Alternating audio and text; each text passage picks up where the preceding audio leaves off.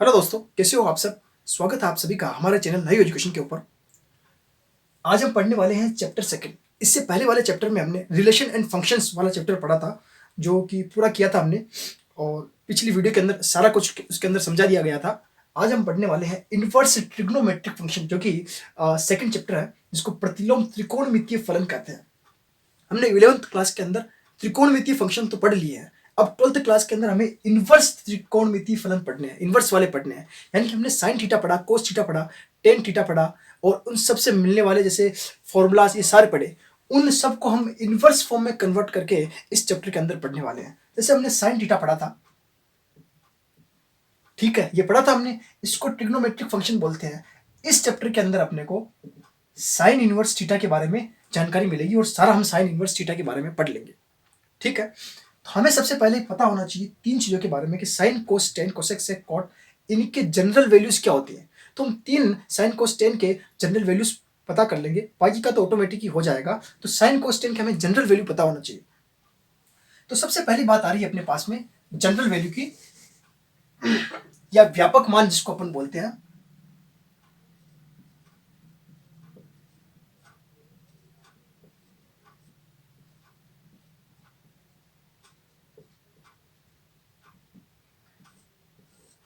तो sine inverse x की general value क्या होती है। साइन इनवर्स एक्स ले लो या थीटा ले लो, कोई सा भी ले सकते हो। तो साइन इनवर्स एक्स ले रहा हूं मैं, इसकी जनरल वैल्यू क्या होती है। तो इसकी जनरल वैल्यू हम जानते हैं, साइन थीटा की जनरल वैल्यू होती है एन पाई के हिसाब से चलती है। तो साइन इनवर्स की जनरल वैल्यू क्या होगी, एन पाई प्लस -1 की power N sine inverse X. ये जो साइन इनवर्स एक्स होता है ना, ये अपने पास में मुख्य मान होता है। क्या होता है,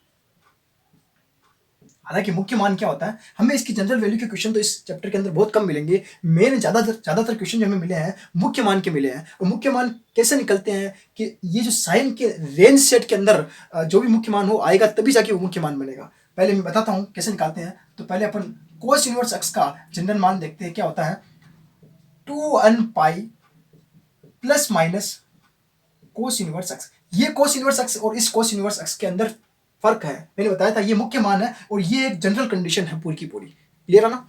नेक्स्ट टेन इनवर्स एक्स का देख लेते हैं। Tan inverse X equals to N pi plus tan inverse X. ये एक तरह से मेन रिजल्ट हुए अपने पास में, इनको आपको ध्यान रखना है।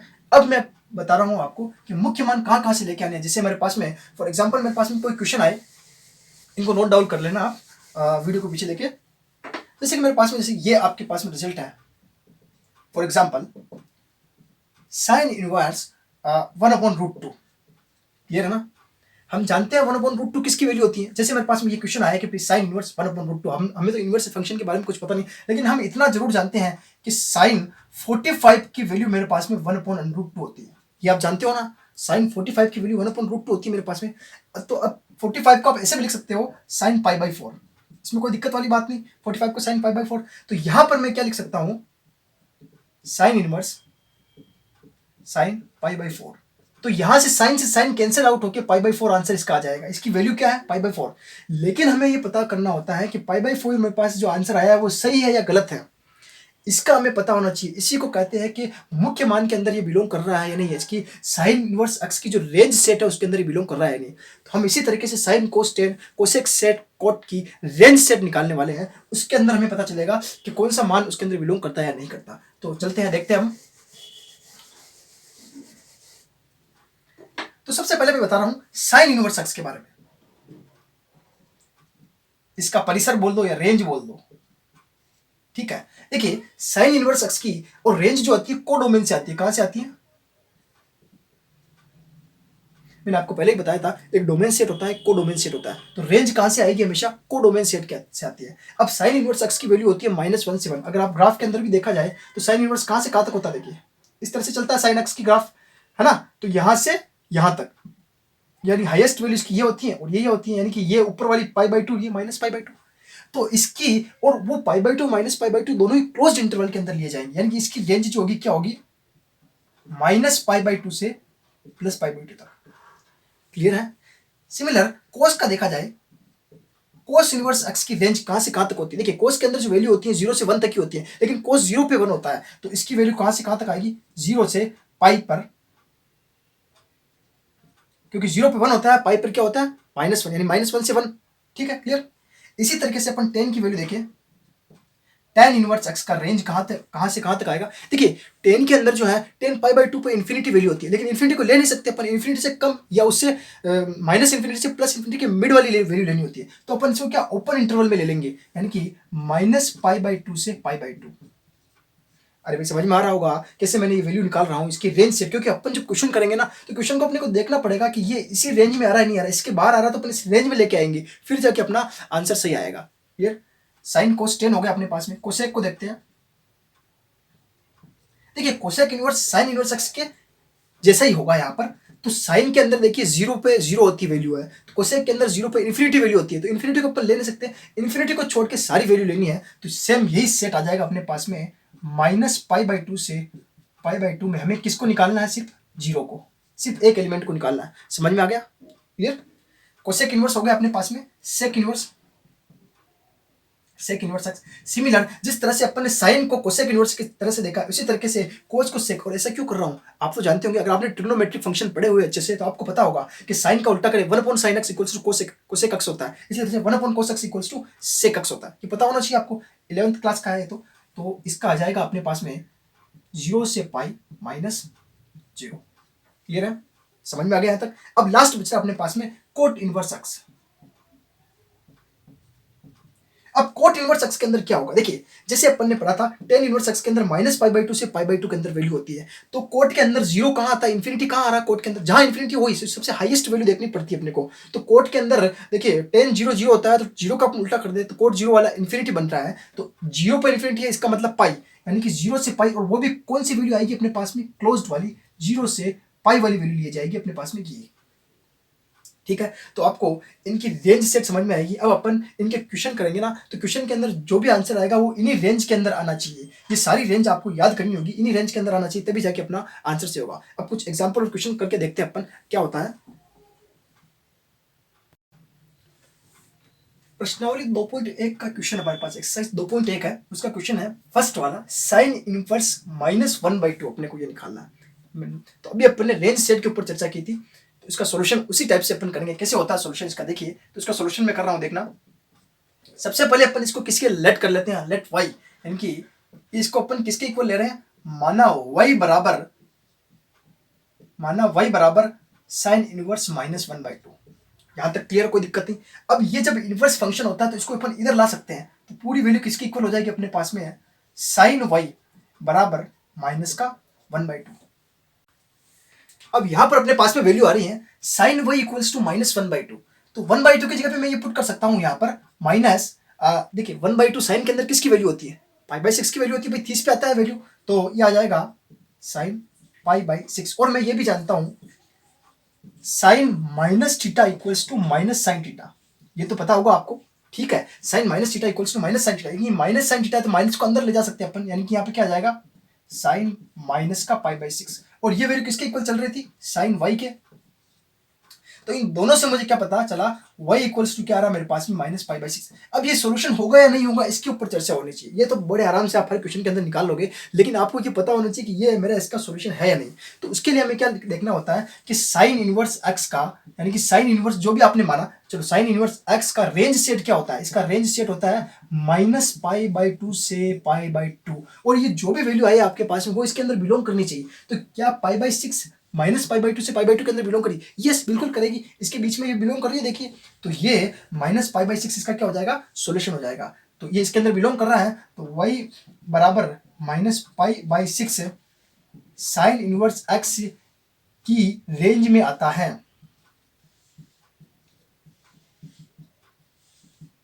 रेंज में आता है तो सॉल्यूशन क्या हो जाएगा? अतः y बराबर -π/6 इसका हल है, या मुख्य हल है, ये भी कह सकते हो मुख्य हल है। अगर क्वेश्चन के अंदर पूछा, पहली बात तो इसमें पूछा ही है तो इसका आप लिख भी सकते हो, इसका मुख्य हल है। इसका मुख्य हल यही होगा, π/6 मुख्य हल है, मुख्य हल है। क्लियर है? इस तरह से अपन ने क्वेश्चन किया। 1 बाय 1 क्वेश्चन करते हैं अपन, आगे से आगे चलते हैं।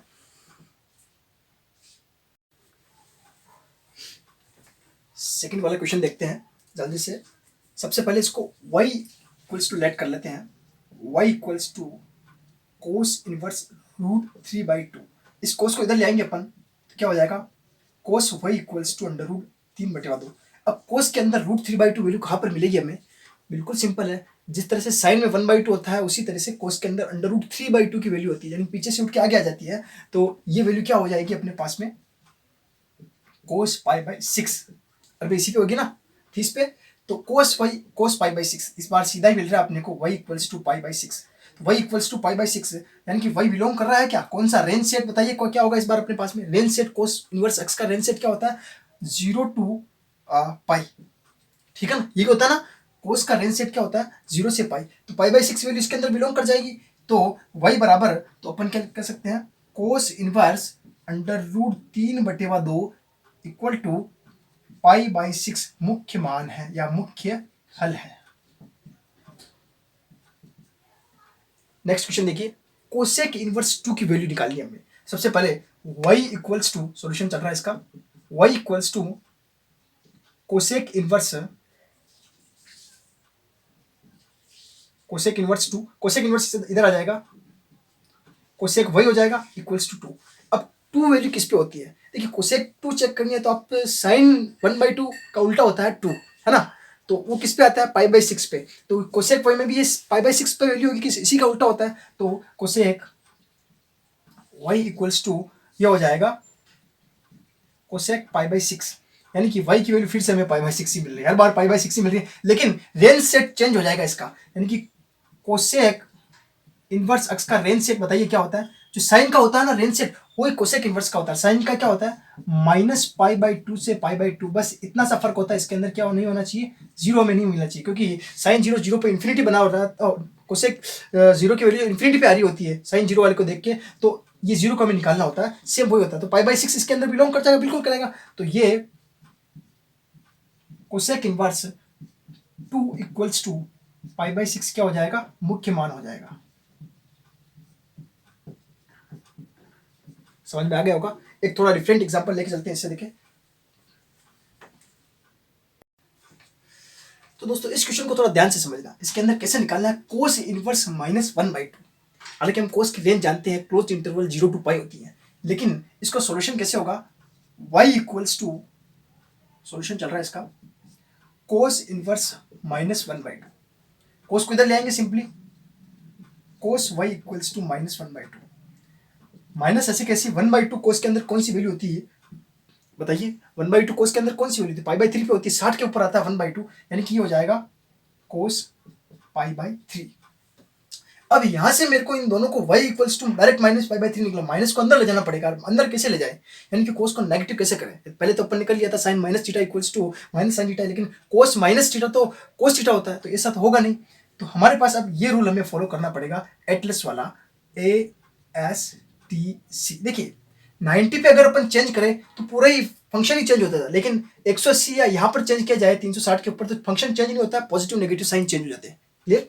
तो यहां से मैं क्या कर सकता हूं, कोस π/3 को यदि मैं इससे पीछे ले जाऊं तो ये नेगेटिव साइन हट जाएगा, क्योंकि कोस 180 माइनस थीटा क्या होता है, माइनस कोस थीटा, क्योंकि यहां पर साइन कोसेक होते हैं इसीलिए। तो यहां पर क्या हो जाएगा, इसको मैं ऐसे लिख सकता हूं, कोस पाई -π/3, इसमें कोई दिक्कत तो नहीं है आपको, पाई का मतलब 180 होता है, इसको पीछे ले जा रहे हैं अपन, यहाँ पे साइन कोसेक होते हैं, इसीलिए पाई -π/3 करेंगे तो ये माइनस कोस थीटा जाएगा, यानी कि इसी की फॉर्म ये हो जाएगी। तो इस तरह से मैंने माइनस को हटाया, क्यों हटाया, क्योंकि मेरे पास में कोस वही है, दोनों कैंसिल आउट करने के लिए प्लस चाहिए यहाँ पे, इसीलिए। तो अब कोस 180 माइनस π/3 हो गया अपने पास में, तो यहाँ पर वैल्यू हो जाएगी कोस, एलसीएम ले लो 3 पाई माइनस पाई 2 π/3, यानी कि वैल्यू हो जाएगी अपने पास में cos y equals to cos 2 π/3 and y equals to क्या मिलेगा मेरे पास में 2 π/3। बताओ क्या y बिलोंग कर रहा है क्या क्लोज्ड इंटरवल 0 से पाई के अंदर? अरे भाई बिल्कुल करेगा, और पीछे गए अपन तो ये 0 से पाई की वैल्यू ही आ रही है, यानी कि 0 से पाई तक यहाँ तक वैल्यू आ रही है, लेकिन ये तो और पीछे गए अपन, आराम से करेगा, बिल्कुल करेगा। तो अपने पास में सोल्यूशन क्या हो गया, कोस इनवर्स -1/2 इक्वल्स टू 2 π/3 क्या है, मुख्य हल है। अरे समझ में आया कि नहीं आया? तो ये क्वेश्चन ऐसे होगा, ये थोड़ा अलग टाइप का है, पहले जैसे है लेकिन इसको अपने को थोड़ा चेंज करना पड़ा। समझ में आ गया? अगले क्वेश्चन पे चलते हैं। नेक्स्ट क्वेश्चन देखिए फ्रेंड्स, सेक इनवर्स 2/√3, इसकी वैल्यू हमें फाइंड आउट करनी है। तो सॉल्यूशन करते हैं इसके लिए। कैसा होता है, y equals to sec inverse 2/√3। Sec inverse को इधर ले लिया अपन ने, क्या हो जाएगा अपने पास में, सेक y इक्वल्स टू 2/√3। अब सेक के अंदर 2/√3 की वैल्यू कहाँ होती है? पहले कोस के अंदर देखो, √3/2 कहाँ मिलेगा हमें? तो √3/2 कहाँ मिलेगा? π/6 पे मिलेगा भाई। √3/2 उधर ही मिलेगा ना, 30 पे, कोस 30 के ऊपर होता है। तो वैल्यू हो जाएगी अपने पास में π/6, है ना। तो ये हो जाएगा सेक π/6। अरे क्लियर है? उसी का उल्टा होता है कोस का वैल्यू सारा। तो सेक y इक्वल्स टू अपने पास में क्या वैल्यू हो जाएगी यहाँ पर, π/6। और π/6 y की वैल्यू हमें बिलोंग करनी चाहिए। इस बार रेंज सेट क्या होने वाला है, देखिए कोस का रेंज सेट जो होता है क्लोज्ड इंटरवल 0 to π, लेकिन इसके अंदर थोड़ा सा चेंज होता है। कौन से एलिमेंट को बाहर निकालते हैं? कोस के अंदर 0 90 पे आता है, तो सेक के अंदर वो इन्फिनिटी बन रहा होगा, यानी कि π/2। क्लियर है? अरे मेन तो 3 याद करने होते हैं, साइन कोस टेन, बाकी के जो मिलते हैं इन्हीं के उल्टे कर करके बनाने होते हैं, है ना। तो ये इसके रेंज सेट में बिल्कुल आ जाएगा, 0 से π में π/6 आएगा, बीच में आएगा। ठीक है, कोई दिक्कत ही नहीं, सॉल्यूशन बन जाएगा। तो अपने पास में हो जाएगा सेक इनवर्स 2/√3 इक्वल्स टू π/6 क्या है, मुख्य हल है।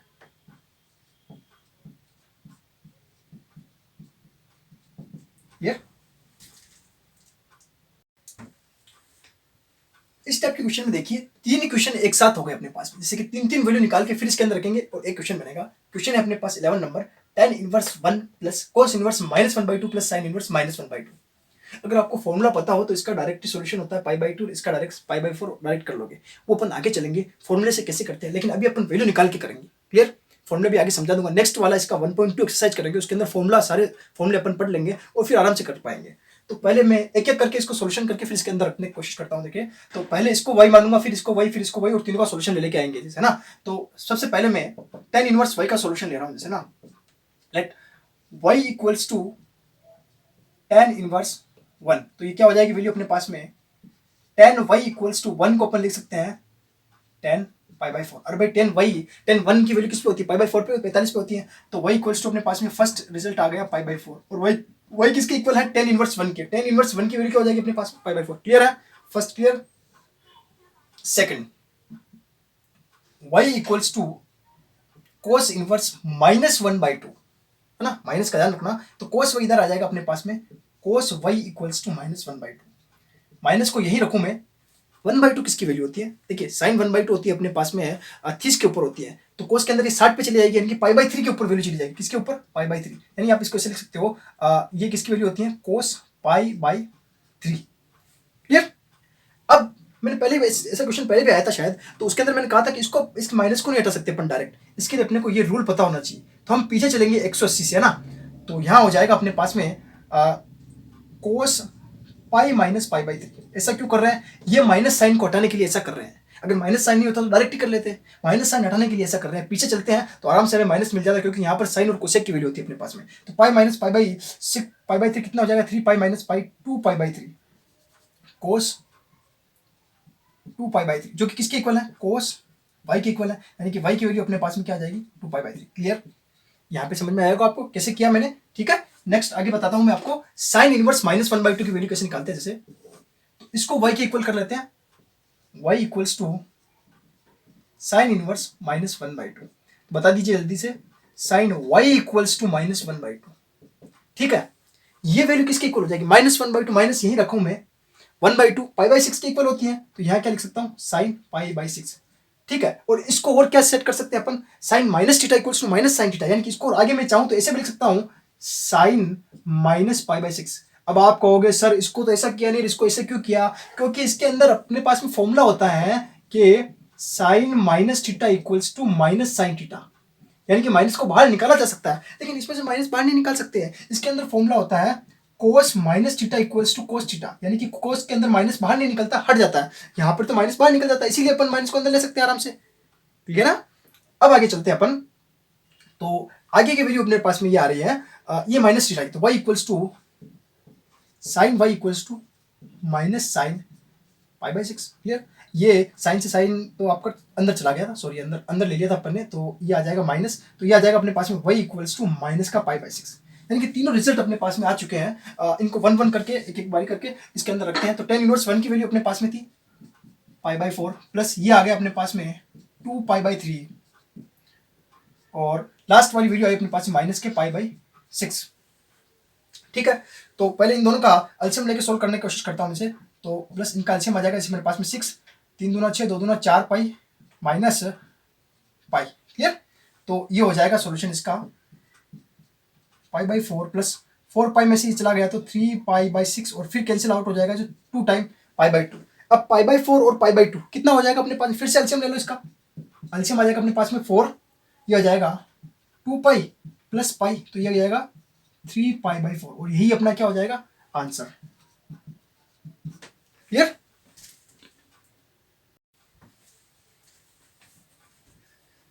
तो ये क्वेश्चन कैसे होगा दोस्तों, देखिए यहाँ पर लिखा हुआ 12th number question, cos inverse one by two plus two sine inverse one by to.